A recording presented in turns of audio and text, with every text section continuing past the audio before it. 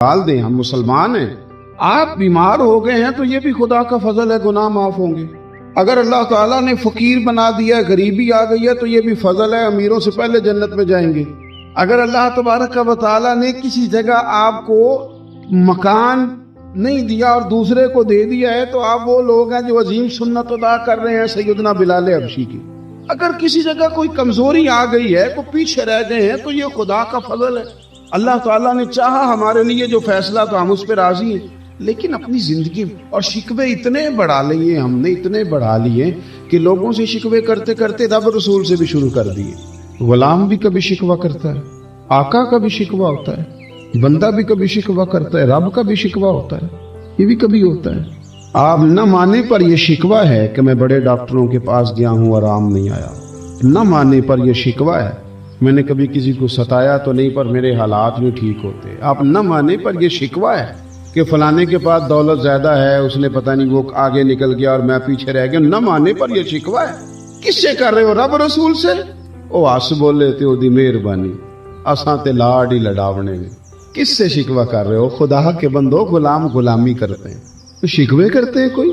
حضرت ام سلمہ رضی اللہ تعالیٰ عنہ، شوہر کا نام ہے ابو سلمہ، بیٹے کا نام ہے سلمہ، کہتی ہیں میں، میرا شوہر، میرا بیٹا، تینوں، چھوٹا بیٹا میرا، ہم نکلے مکہ مکرمہ سے مدینہ طیبہ جانے کے لیے۔ ایک کی بیٹا ہے، خاندان جمع ہے، شوہر کی گود میں بیٹا، اونٹ کے پیچھے میں۔ فرماتی ہیں مدینے کی سرحد آ گئی تو میرے میکے والے آ گئے، کہنے لگے ابو سلمہ نہیں لے جانے دیں گے مدینے اپنی بیٹی کو۔ میں نے کہا میں مسلمان ہوں، میں تو اپنے شوہر کے ساتھ مدینے جاؤں گی۔ انہوں نے کہا نہیں جا سکتے، تو نے جانا ہے تو جا، ہماری بیٹی نہیں جائے۔ زبردستی مجھ سے انہوں نے مجھے میرے شوہر سے الگ کیا۔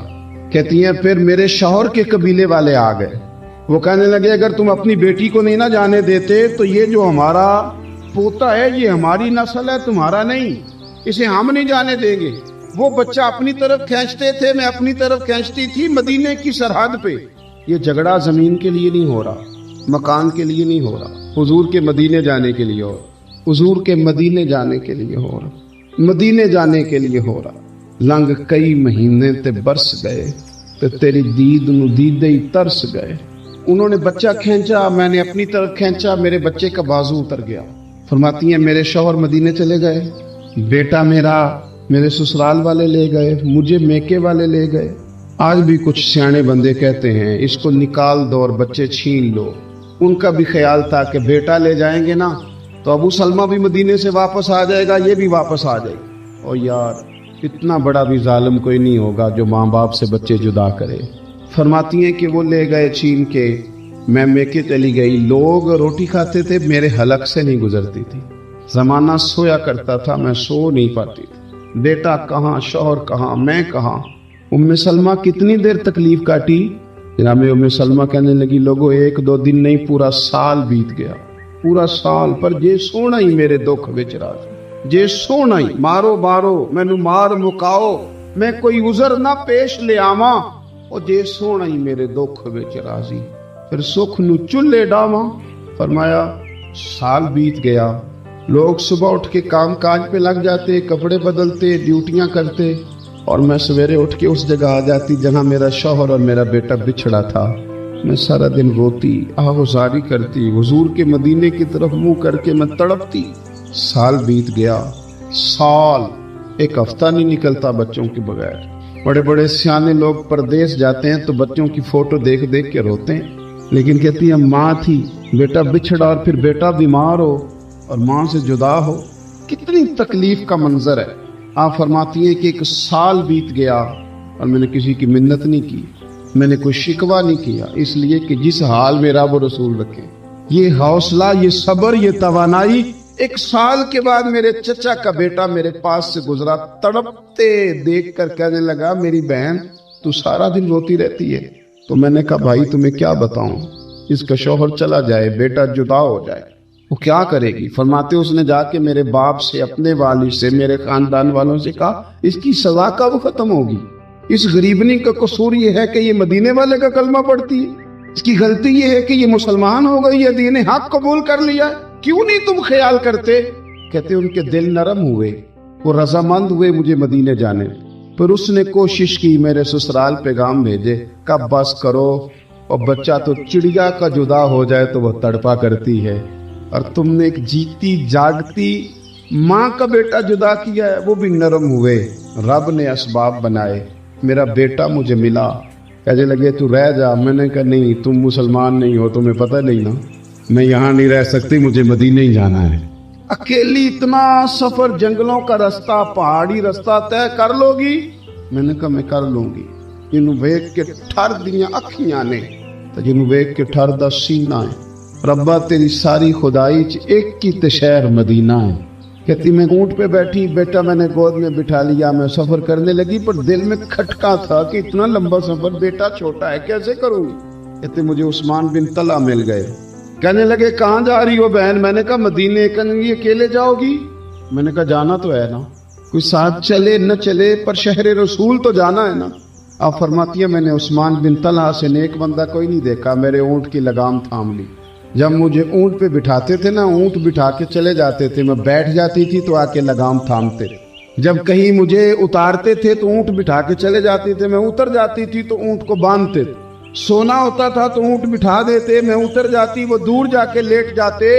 فرماتی تھی پھر میرے لیے میرے رب نے اسباب پیدا کیے اور میں مدینہ پہنچی، میں شوہر سے ملی، اور لوگوں میرے نصیب دیکھو، میں رہنے کہاں لگی؟ حضور کے مدینے میں، شہر رسول میں، شہر اے پائے نظر ہوش میں آ، یہ کوہ نبی ہے، میں حضور کے حرم کی زمین اور قدم رکھ کے چلنا۔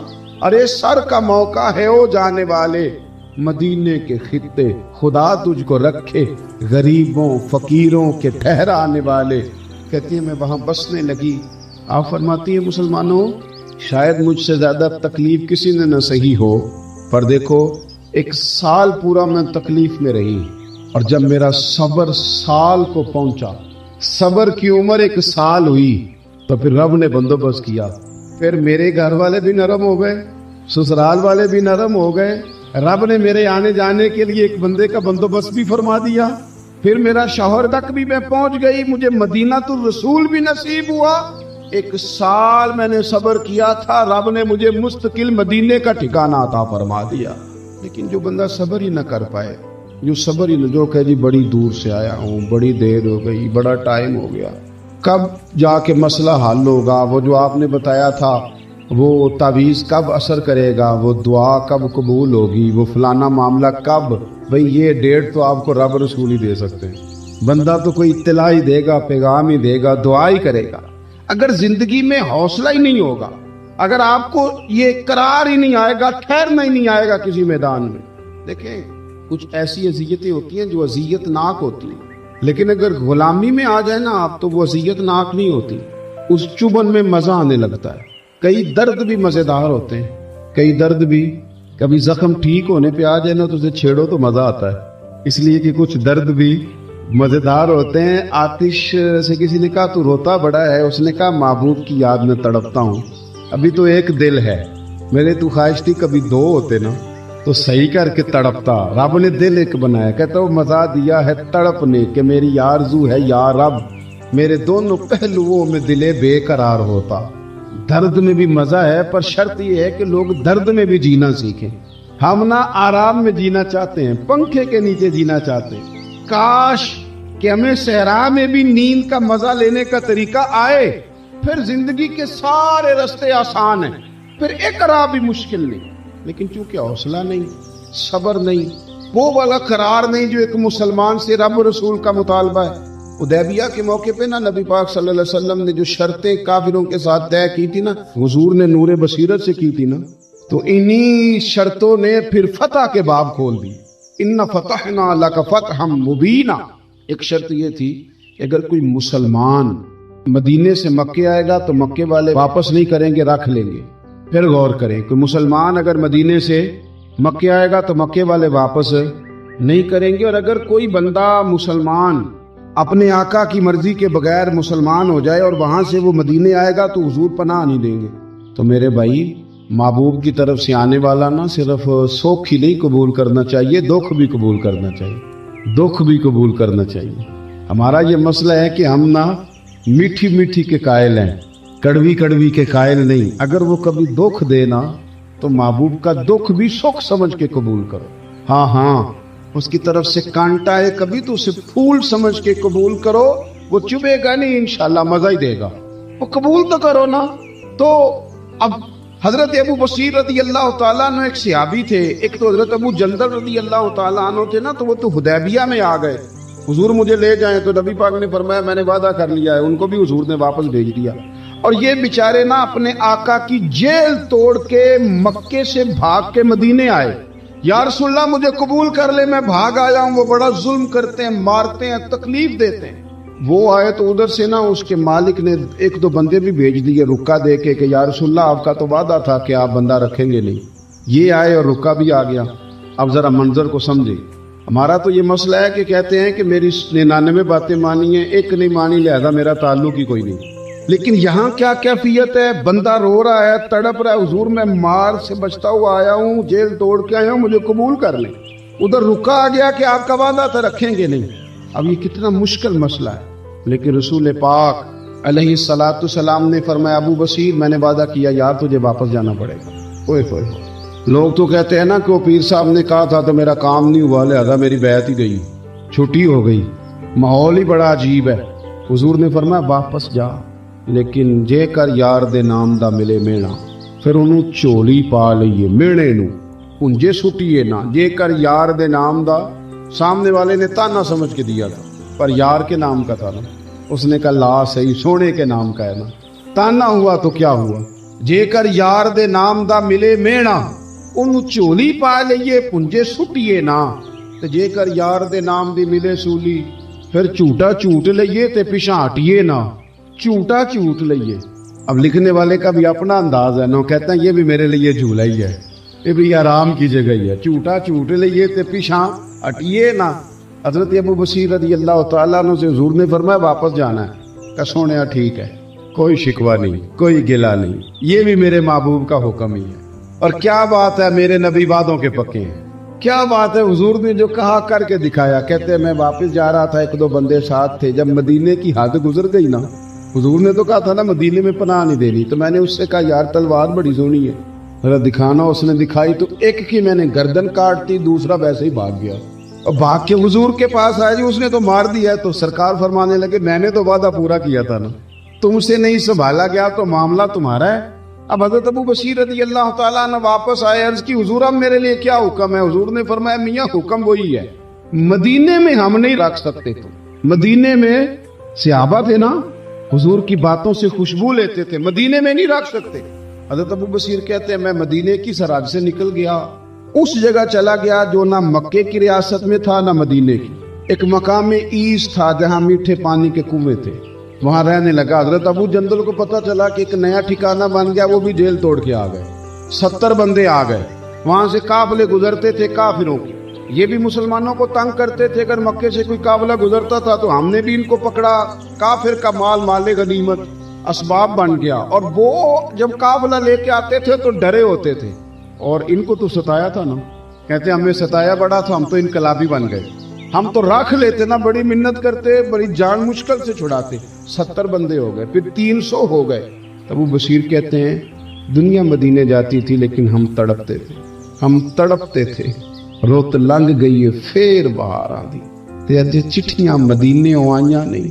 ہم تڑپتے تھے کہ یار کوئی موقع ملے. روز رات کو روتے تڑپتے. 300 انقلابیوں کا جتھا صبر سے بیٹھا ہے مدینے کی سرحد پہ, اندر آنے کی اجازت نہیں, پر غلامی میں روز اضافہ ہو رہا. صبر دیکھو, غلامی میں روز اضافہ ہوتا ہے. تنگ آ گئے کافر. پہلے بڑی ڈینگیں مارتے تھے کہ دیکھو ہم نے کیسی شرط منوائی ہے, کیسی شرط منوائی ہے کہ ان کا بندہ آئے گا تو ہم واپس نہیں کریں گے, ہمارا جائے گا تو انہیں کرنا پڑے گا. پھر اتنے تنگ آئے کہ خود آ کے کہنے لگے حضور مہربانی کریں, یہ شرط تو ختم کریں, اور ان 300 کو تو مدینے بلائیں, مہربانی فرمائیں. حضور بڑے خوش ہوئے. آج غلاموں کے نام پیغام لکھا, غلاموں کے نام پیغام لکھا. چٹھی لکھی حضور نے. چٹھی کس چیز کی لکھی؟ آ جاؤ یار مدینے آ جاؤ. چٹھی آئی مدینے آنے کے لیے. حضرت ابو بصیر کے نام چٹھی گئی, آ جا یار مدینے, آ جا تیرے نام پیغام سبا لائی ہے سرکار نبی سے, اور آیا ہے بلاوا مجھے دربار نبی سے. پیغام آیا حضرت ابو بصیر اتنے بیمار تھے کہ نزع کا عالم تھا، لیکن اس عالم میں بھی انتظار تھا۔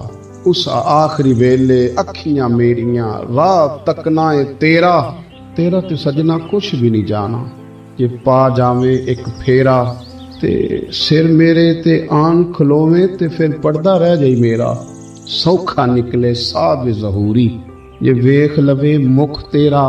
حضرت ابو بصیر کو نہ وہ رکا گیا، حضور کی چٹھی گئی تو یوں چٹھی پڑی، حضور نے فرمایا آ جانا، رستہ کھل گیا ہے، تو آ جا، کھل گیا رستہ۔ دعا فرماؤ مدینے کے رستے کھل جائیں، کرو نا یار دعا مدینے کے رستے کھل جائیں۔ کچھ ایسے ہیں جنہوں نے سارے دکھ سنانا ہی مدینے جا کے ہوتے، کچھ لوگ ایسے ہیں جن کے دل اور کلیجے پھٹنے کو آتے، دعا کرو رستے کھل جائیں۔ حضور نے فرمایا آ جا تیرا راہ کھل گیا۔